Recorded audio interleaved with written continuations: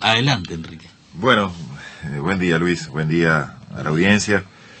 Esta fue una semana bastante movida porque pudimos participar, fuimos invitados a distintas actividades académicas, actividades organizadas desde el punto de vista social. El día 26, voy a tratar de acordarme de todas las actividades porque la idea es conversar sobre algunos puntos en común de estas tres instancias. El día 26 estuvimos invitados por COFE, una actividad organizada por COFE que se realizó en el anexo del Palacio Legislativo, relacionada con el tema del TISA. Allí coincidimos en una actividad junto con el economista Antonio Elías, junto con el doctor Pomata y con el doctor Ovenir Sartú. El día 27 fuimos invitados a una actividad por una de las agremiaciones universitarias, de estudiantes universitarios, mayo del 68, que nos invitó a hablar sobre el tema del agua. Coincidimos, entre otros, con la ingeniera Anahita Anorián, para hablar del tema del agua. Y el día viernes pasado, también nuevamente en el anexo del Palacio Legislativo, estuvimos junto otra vez al doctor Sartú, al doctor Gustavo Salle y al doctor Marcelo Nievas, a partir de una invitación que nos hizo una organización social de vecinos del oeste para hablar sobre el tema de la regasificadora. Las tres actividades fueron muy fructíferas, fueron con un importante público, se dieron en un marco de mucha cordialidad y se intercambiaron muchísimas ideas y creo que hasta puntos de coincidencia bastante llamativos de personas que venimos de distintos ámbitos y de distintos lugares, y que traíamos cada uno un bagaje de conocimientos y sobre todo de consideraciones sobre estos temas. Yo creo que a estos temas los une un común denominador, y eso fue un poco la intención, sobre todo en la última de estas instancias, de reconocer, digamos, ese común denominador que une a todos estos temas. Tú mencionabas recién el tema de los transgénicos, es otro tema que también puede ser incorporado en esta lista de asuntos. Yo hoy me acordaba, hoy temprano en la mañana, que incluso tuve que buscarlo porque ya hace tanto tiempo que no juego al ajedrez que me había olvidado hasta de algunas cosas del ajedrez, ¿no? Pero me acordaba de una posición que se da en el ajedrez. No pretendo que el oyente aprenda ajedrez conmigo, que soy bastante torpe jugándolo, pero hay una posición que se llama Suk Swan en el ajedrez, que supone esa posición en la cual uno de los dos contendores en la partida queda en una posición de imposibilidad, tiene la obligación de mover, porque en el ajedrez mueve uno, mueve el otro, mueve uno, mueve el otro, pero uno queda en una posición que a cualquier posición en que quiera hacer, en ese movimiento que le toca hacer, queda en una situación de perder la partida. Es decir, en la posición que no está en jaque, y en las otras posiciones en las que se quiere, las que se puede desplazar con su única pieza ya al final de la partida, queda en posición de jaque. Entonces, esa partida termina empatada y así lo establecen las reglas del ajedrez. ¿Qué quiero decir con esto del Subswang? Que ese es el nombre, es un nombre que viene del alemán, hoy lo estuve buscando a ver de dónde venía, que quiere decir obligación de mover. Obligación de mover, pero si yo tengo la obligación de mover y quedo en una situación de perder, la partida termina en tablas, lo que se dice en un empate, ¿no? Bueno, yo creo que hoy es la situación en la cual se encuentra el Estado uruguayo. El Estado uruguayo ha adquirido un conjunto de compromisos que lo vuelven en algún momento parte de ese fenómeno que queremos describir hoy, que se llama el fenómeno de los estados contratados, que cualquier movimiento que haga el Estado, obligado a mover, sí, obligado a actuar, para, por ejemplo, proteger el medio ambiente, para, por ejemplo, imponer decisiones en materia de salud pública.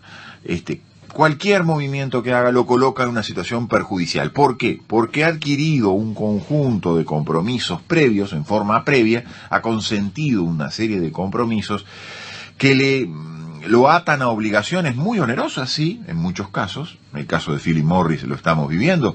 El Estado quiso hacer dispuso determinadas medidas en función de un interés general como es la salud pública para la limitación de la publicidad en materia de tabaco, de venta de cigarrillos, y como tenía precompromisos, como tenía compromisos asumidos con anterioridad mediante un tratado de inversión, en este caso, que se invoca por parte de la empresa, el Estado, al haber hecho esa movida de querer mejorar la salud pública, se ve obligada a respetar un negocio, a respetar un acuerdo previo, que le puede salir muy caro en términos económicos, y eso se definirá todavía, para colmo, no en los tribunales uruguayos, sino que se va a definir en casa ajena, ¿no? En tribunales que dependen a su vez o que tienen una fuerte vinculación con estos intereses económicos, como es el caso de las tabacaleras. Quiere decir que esta hipótesis, como la hipótesis de la regasificadora, como la hipótesis de los cultivos transgénicos y del paquete tecnológico que incluye todo lo que es a la aplicación de los agrotóxicos, como el famoso paquete que nos desayunó de muchas cosas de la industria de la celulosa, no son hechos aislados, son hechos que forman parte de un conjunto. Hace unos días un amigo me decía, en forma casi de broma, de chiste, me hacía una especie de adivinanza, me decía, ¿cuál es la mejor manera de esconder él decía, un elefante en 18 de julio? Bueno, meter una manada de elefantes en 18 de julio, ¿no? Y yo creo que es eso lo que nos está pasando. La sucesión, la repetición constante de episodios y de hechos, no digo que nos acostumbre totalmente a esos hechos, pero nos hace percibir que esos hechos son normales, cuando la realidad nos indica que no es así. Y yo en ocasión de una de estas charlas rescataba 4 episodios que a mí me han marcado, podría mencionar alguno más, pero 4 episodios que me han resultado muy importantes para ir comprendiendo cómo hay una unidad, hay una situación común, un denominador común en todas estas situaciones. Yo mencionaba el episodio al que yo llamo, y que se llamó a nivel de la prensa, ocurrió allá por el 4 de abril del 2006, lo que se llamó el asado de Anchorena, ¿no? En aquel momento estaba en pleno apogeo y conflicto con Argentina por la instalación de la planta de Botnia, hasta que se anuncia de que hay un arreglo, que hay un acuerdo, que hay un borrador de un acuerdo entre el Estado uruguayo y el Estado argentino, que incluso ese borrador ya venía redactado, viene aceptado por parte del gobierno argentino, llega en aquel momento al edificio Libertad, cuando la presidencia de la República estaba allí. El entonces secretario de la presidencia, el doctor Gonzalo Fernández, se desplaza del edificio Libertad hacia la Ciudad Vieja, donde Botnia tiene sus oficinas. La prensa estaba muy interesada, era el tema del momento. Ven cómo él sube al edificio, al rato baja el edificio, colocan los micrófonos y con bastante malestar, era muy visible, el entonces secretario de la presidencia dice que lamentablemente la empresa no acepta el acuerdo.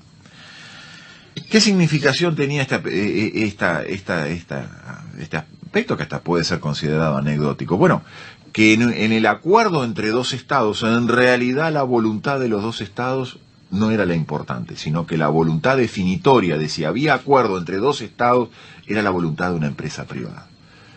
Eso era algo que debía rompernos en aquel momento los ojos. ¿Cómo puede ser posible que una empresa privada decida la suerte de un acuerdo entre dos estados? ¿Cuánto poder tiene esa empresa privada? ¿Cuántos compromisos hay respecto de esa empresa privada para que pueda ejercer de una forma concluyente su voluntad frente a la de dos estados?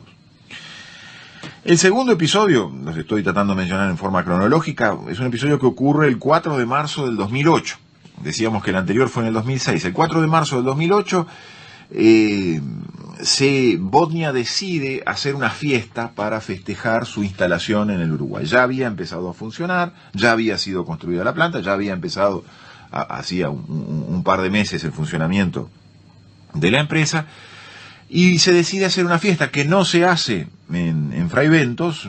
Se alegan razones de seguridad porque se tenía miedo de lo que pudiera ocurrir con la gente en Gualeguaychú, que pudiera cruzar, en fin.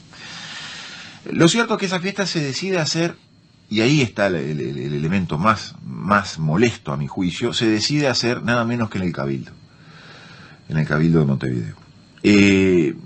Yo creo que ese hecho es un hecho también sumamente importante. Yo sinceramente no sé si los fineses, finlandeses, vikingos, ya pongámosle el nombre que quieran, sabían qué significa el Cabildo para el Uruguay. La fiesta la podían haber hecho en el Sheraton, en el Radisson, en cualquier otro lugar, y en el Conrad, y no me hubiera causado ningún malestar. Pero que se haga en el Cabildo de Montevideo, donde tenemos la partida de nacimiento del Uruguay, nos guste el Uruguay como nació, como no nació, pero allí se juró la Constitución en 1830, es un hecho sumamente significativo.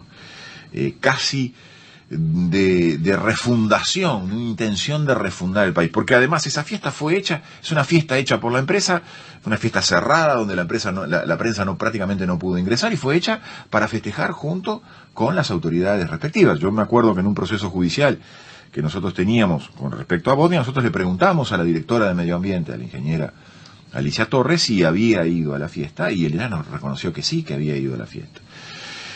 Ese es el segundo episodio que realmente nos resultó sumamente molesto, pero al mismo tiempo muy elocuente de lo que estaba pasando. Sí, Luis. Que eso que tú estás... Lo de Gonzalo Fernández me acuerdo perfectamente. Este segundo episodio no lo recuerdo. Ahí está. Pero lo que tiene mucha importancia es que estas empresas están asesoradas por equipos de marketing, de logística, y que eso es una forma de expropiarnos parte de la historia y de integrarse en la psicología colectiva, como que son parte de un proceso integrado al desarrollo del Uruguay. Es altamente simbólico. Exacto. Desde la simbología de lo que es el Cabildo, estar ahí, apropiarse para iniciar esa actividad, es una forma de mimetizarse y de entrar a ser parte de un elemento folclórico y que la población lo acepte como que es algo bueno. Correcto, exacto. Tú lo has dicho, lo has definido muy bien. Ese es el propósito, era el propósito de esa circunstancia. Más aún, me salteo uno de los episodios para mencionarlo al final, pero el tercer episodio que yo iba a mencionar está muy vinculado a lo que tú dices. Yo lo he mencionado ya muchas veces. Es el famoso informe que hizo la empresa Cifra para la empresa Aratirí. La empresa Cifra en determinado momento colabora con el estudio de impacto ambiental, con el segundo estudio de impacto ambiental que presenta Aratirí. Esto es presentado en el 2011, está en el expediente respectivo, está en un expediente público, un expediente del Ministerio de Medio Ambiente, y ese informe de la empresa Cifra, una empresa conocida, a cargo dirigida por el doctor Néstor González, hace un informe en el que en determinado momento, es un informe de marketing justamente, lo que tú decías, un informe de ocultamiento del sentimiento de la población frente a la llegada del proyecto Aratirí, y allá al final del documento realiza algunas recomendaciones. Las tres recomendaciones principales que realiza, incluso utiliza creo que la expresión para vender el proyecto a los locales, bien una expresión de marketing, ¿no? Y yo siempre lo menciono y lo repito hasta el cansancio, yo hubiera preferido que nos dijeran indígenas o nativos antes que nos dijeran locales, y sobre todo dicho por una empresa que es local, ¿no? Tratándonos a los locales como si fuéramos una especie de objeto de manipulación, ¿no? Bueno, pero para vender el proyecto a los locales se hacen tres recomendaciones. Una, debatir, no informar, o informar exclusivamente a quienes hay que informar. La segunda recomendación, no debatir, porque si se debaten estos temas, se coloca enfrente, se eleva a quien está enfrente, quien está en la posición contraria, y se le da visualidad, y se va al tema, creo que la expresión que utiliza de enfrentar los unos con los otros, en fin, toda una serie de juegos de manejo social, por decir de alguna manera. Y la tercera recomendación, la más grave de todas, si ya no eran graves estas de no informar y no debatir, es la de que dejar que sean las autoridades que están legitimadas por los cargos públicos, por el voto que ha supuesto su colocación en esos cargos públicos, que sean las que informen o las que lleven adelante y hagan la exposición del proyecto respectivo. Otra vez volvemos a la misma idea. La utilización del Estado al servicio de la voluntad de determinados y concretos intereses privados. El otro episodio que yo indico generalmente es el famoso contrato de inversión con Montes del Plata, también en el año 2011, cuando se firma.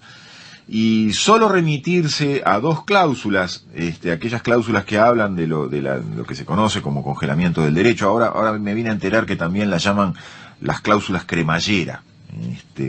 Eso me vine a enterar porque aparentemente ahora en este acuerdo del TISA, una de las mayores preocupaciones que incluso ha expresado el gobierno, aparentemente en un documento ahora muy reciente de este viernes, es de que en efecto en el acuerdo del TISA va a haber cláusulas cremallera. Esa es la expresión que se le usa. Yo prefiero llamarlas, no la invento yo, las cláusulas de congelamiento del derecho, las llaman cláusulas de estabilidad o cláusulas de blindaje, que las hemos comentado muchas veces, que lo que suponen es lo siguiente: no le dicen al legislador nacional, usted no puede legislar en contra de mis intereses privados, pero sí le dicen, le están diciendo al legislador, en definitiva le están diciendo a la ciudadanía representada a través de sus legisladores, están diciendo al pueblo, ustedes no pueden legislar, si usted puede legislar contra mis intereses, pero si legisla contra mis intereses, sepa desde ya que yo tengo un derecho de reclamar una indemnización o una compensación. Y si usted no me la quiere pagar, no me quiere compensar, no me quiere indemnizar, no me quiere exceptuar de la regla esa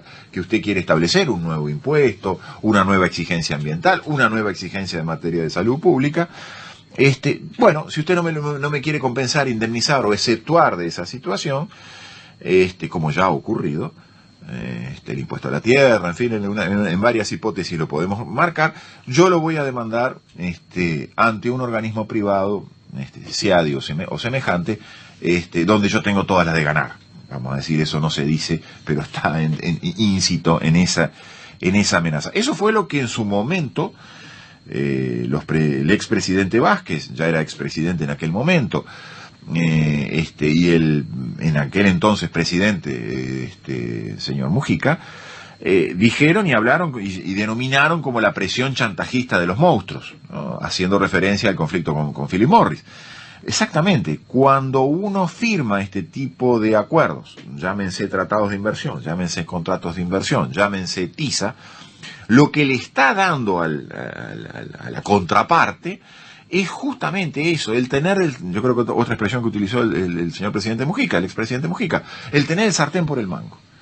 Les está dando un poder descomunal a la empresa privada para condicionar la voluntad del Estado.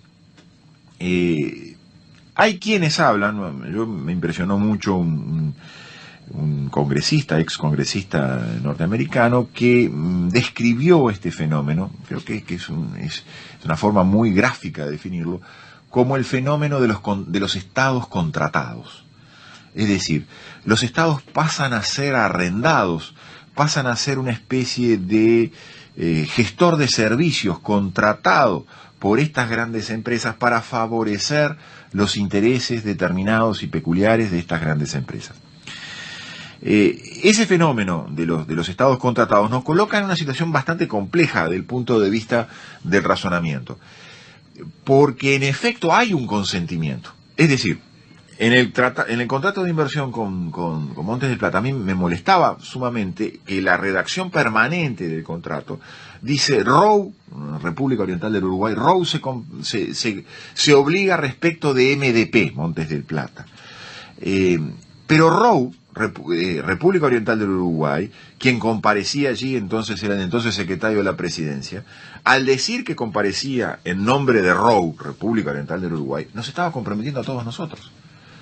Éramos todos nosotros que estábamos consintiendo eso. Claro, alguien me dirá, bueno, lo estábamos consintiendo en un documento confidencial, que nació como un documento secreto confidencial, como está pasando en gran medida con este tema del TISA. Este tipo de compromisos asumidos en forma secreta o aún en forma abierta suponen que el Estado está poniendo en una bolsa de negociación aspectos que no pueden ser negociables. Para mencionar uno solo, el que recién referíamos. No puede ser negociable, no puede colocarse en una bolsa de negociación de cambio de fichas una por otra el poder legislativo de un Estado. porque es donde radica la soberanía, es donde radica la expresión del pueblo. No se puede colocar como una ficha para negociar la soberanía legislativa, no puede quedar condicionada a la voluntad de una empresa privada. Está fuera de lo que habitualmente los abogados decimos, está fuera del comercio de los hombres. Ese es el punto neurálgico. Hemos prestado un consentimiento, o alguien ha prestado el consentimiento, siendo que ese consentimiento no es válido de ser prestado, de ser cedido, de ser entregado como ha sido. Estamos entonces mediante esta vía del consentimiento, válido o inválido, y allí podemos discutir, estamos justamente en un proceso de descomposición nada menos que de un Estado-nación, de la soberanía, de descomposición del concepto de república, y todavía algo más grave, de descomposición del concepto de democracia. Estos acuerdos están creando fuente de derecho que no tiene una raíz democrática, que no tiene una raíz originada en la voluntad del pueblo. Bueno, Enrique, estamos en el momento Perfecto. final. Te agradecemos la visita, la participación directa, pero la gente se está movilizando. Eso es bueno y está creando conciencia política, no solo a nivel local, sino en el contexto regional y latinoamericano. Tenemos la Voce d'Italia que viene aquí. Los saludamos hasta la semana que viene y que sea todo para bien. Gracias a Fefe en Controles. Gracias. Gracias. Allí en Purificación se labra